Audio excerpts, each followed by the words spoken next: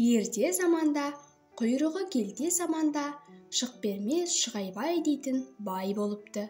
4 түлігі сай болыпты, көңілі жай болыпты. Сол шық бермес Шығайбай үйіне ешкімді қондырмайды екен. Қондырса дәм бермейді екен. Тіпті тастан да қатты сараң екен. Өзі тойса да көз тоймайтын адам екен. Үйіне кісі келсе, оның жауабы Шығай дейтін сөз екен. Осыдан жұрт оны Шығайбай атап кеткен екен. Шық бермес Шығайбайдың аты естілмеген ел болмайды екен. Оның Шығайын естімеген жан болмайды екен. Қайтсем де, қалай болса да Шығайбайдан дәм татам деген талайлардың тауы шағылған болады екен. Алдар қу, алдардың алдамайтыны, арбамайтыны жоқ деген атақ елге жайылды. Және ел аузындағы мәтелге айналды.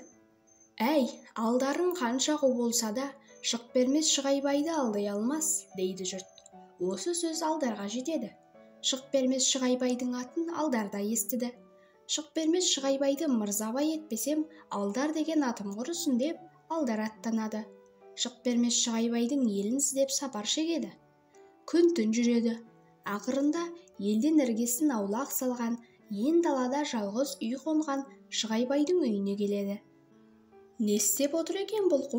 Деп атын алысқа тұсап, өзі білдірмей келіп жабықтан сығалайды. Сығаласа, Шығайбай қазы тілеп отыр екен, бәйбіше нан илеп отыр екен, тоқалы бас үйдіп отыр екен, қызы тырнаның жүнін жұлып отыр екен.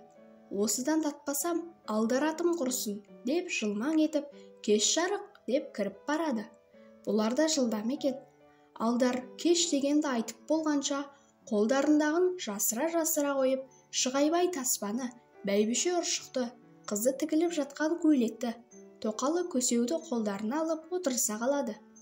Түк білмегенсіп, қолдарындағыны іспен болып отырғансып, жайбарақат бола қалады. Әй, әбден аға кістеніп алған екенсіңдер. Мазғымас қу екенсіңдер, дейді алдар ішінен. Амандасқансып, қол алысқансып, байға сүйкене барып, төр алдына отырып алады. Ай, көсе екенсің, жұртты құртқан құма екенсің, жүрісің жылмаң екен, жырынды болған сұмба екенсің. Қу болсаң да, сұм болсаң да менен дәм тата алмайсың, дейді бай ішінен. Қайдан жүрген сұмсың, қайда барасың, не істеп не білгенің бар, дейді бай. Алдар көтеріле түсіп, күлімдеп желдірте жөнеледі. Көрген білгенім көп, жолда келе жатып, үлкен сары жылан көрдім. Жуандығы тап, өзіңнің астындағы қазыдай. Артық кем ғып асырмай, шын айтқанда жасырмай, таспен ұрдым жіберіп, күң астындағы басындай.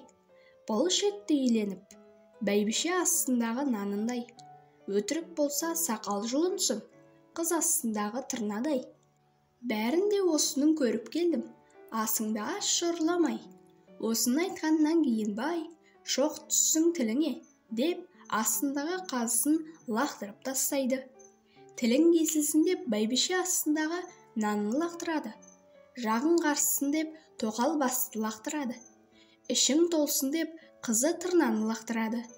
Қазыңды аса бер бәйбіше, дейді бай. Амал қайсы деген пішінмен бәйбіше қазанға ас салады да, біз қазаным 5 ай десе, отырайын 10 ай, дейді алдар. Етігін шешіп тастайды да, кер тағының терісін келер жылы киермін деп төрге орнығып отырады. Қазан түнімен қайнайды, бірақ түсірілмейді. Алдарда отырады.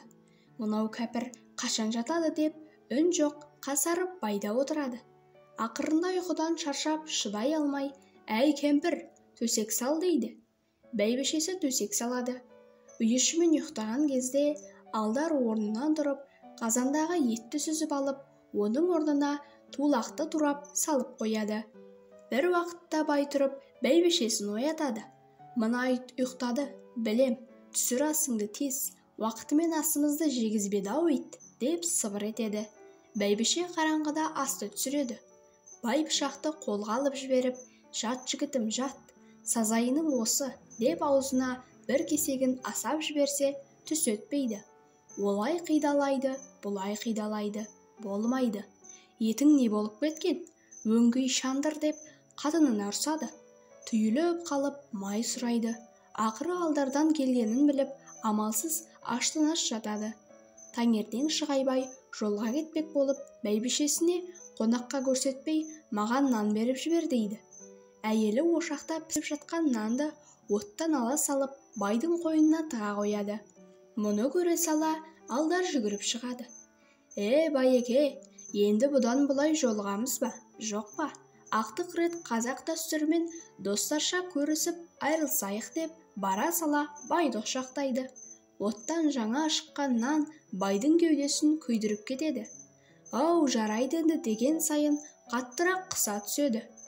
Ау, мына ит жігерді ит жесін. Мә деп қойнынан нанды лақтырып тастайды. Байеке, ит жегенше мен жейін деп Алдыкең барып нанды қолына алады. Бай түзге аш кетеді. Бай екінші күні тағы жолға шығарда, бәйбішесіне бір торсық айран қойғызып, оны көрсетпей ішінен байлап алады. Бай енді шығуға ыңғайлағанда Алдар, байеке, мен сіз келгенше жүретін шығармын, амандасып қалайын дейді де, құшақтаса амандасқан болып торсықтың тұсынан қысады. Торсықтағы айран төгіліп, Шығайбайдың мазасын кетіреді. Торсықты амалсыздан Алдарға беріп, Шығай бұл жолы да аш кетеді. Көседен құтыла алмаған соң, бай көсенің атын сойып мал алмақ болады. Байдың мұнысынан тағы естіп қойып, атына барады. Атының қасында байдың да аты тұр екен. Өзінің атының маңдайындағы қасқасы болмаса, екеуінің ешбір айырмашылығы жоқ екен. Маған ойлайтын зиян болса, өзіне тисін деп, өз атының қасқасына сиырдың шикі боғын жағып жоғалтады да, бай атының басына бор жағып, қасқа ат қылып қояды. Сөйтеді де орнына келіп жатып ұйықтап қалады. Алғашқы күнгі етті жеп қойғанда Алдар екенін біледі. Біледі де ішін ыза көрнеп, тұра тұр бәлем дейді. Алдар ұйықтады-ау деген кезде сыртқа шығып Алдардың атын жарып тастайды. Міне жігітім сазайының деп, өзінің істеген ісіне көңілі толып қуанып, төсегіне келіп жатады. Ұйқыға кетеді. Таңертең бай орнына тұрып жатып, Алдарға айтады. Мына кемпір қасқа ат өліп жатыр дейді. Сенің атың болу керек, жарылып қалған. Сорлы, атыңды бақпай, қазан бағып жүрген не қылған адамсың, деп қарқ-қарқ күледі де, Алдар тұрып, қандай қасқа екен? Боқ қасқа болса менікі болар, бор қасқа болса сіздікі болар дейді. Бай құдайдың ұрғанын біледі де, орнынан тұра жүгіреді. Жүгіріп барса, айтқанындай өліп жатқан байдың бор қасқасы екен. Бай күйіп кетіп, Алдарға келіп, жоғалт қараңды сұм, мен сені енді көрмеймін деп шығып кетеді. Сыртқа шығысымен қатынына тез жөнелт дейді. Бай анадай жерге шыққан кезде жақындап барып, Алдар, етігім жыртылып, шылғауым шығып жүр, біздіңді беріп кет дейді. Байдың бергісі келмейді. Алдар жабысып жібермейді. Ақыры болмаған соң, алсаң алшы, аң тұрған, алда қараңды жоғалтшы кәпір дейді. Алдар алғысты жаудырмалатып күліп қала береді. Бай кетісімен оның бәйбішесіне жүгіріп келіп, ал қызыңыз бізбикені киіндіріңіз дейді. Не үшін? Баймен келісіп, мен қызыңды алып кететін болдым. Жоғал әрісім, саған қыз беретін еді бай, дейді. Әйтпесе өз құлағыңмен естіп қал, деп сыртқа шығып, көп жерге барып қалған байдың артынан айғайлайды. Бай, бізбекені бермей жатырмына бәйбішең дейді. Қатын, бер бізді, жоғалт сол кәпірдің көзін, деп айғайлайды бай. Естідің бе дейді, Алдар қасында тұрған әйелге. Мына кәрі ит алжыған ба өзі? Елді құртқан, бір қояққа беріп құтырған ба? Деп таңғалады әйелі. Қатын қалашқа бой берген Алдар ма? Анау-мынау дегенге көнбестен жасауын буып, қызды атқа мінгізеді. Алдардың ойыны осылай болады деп еліне тартып отырады. Осылайша Алдар өз дегеніне жетеді.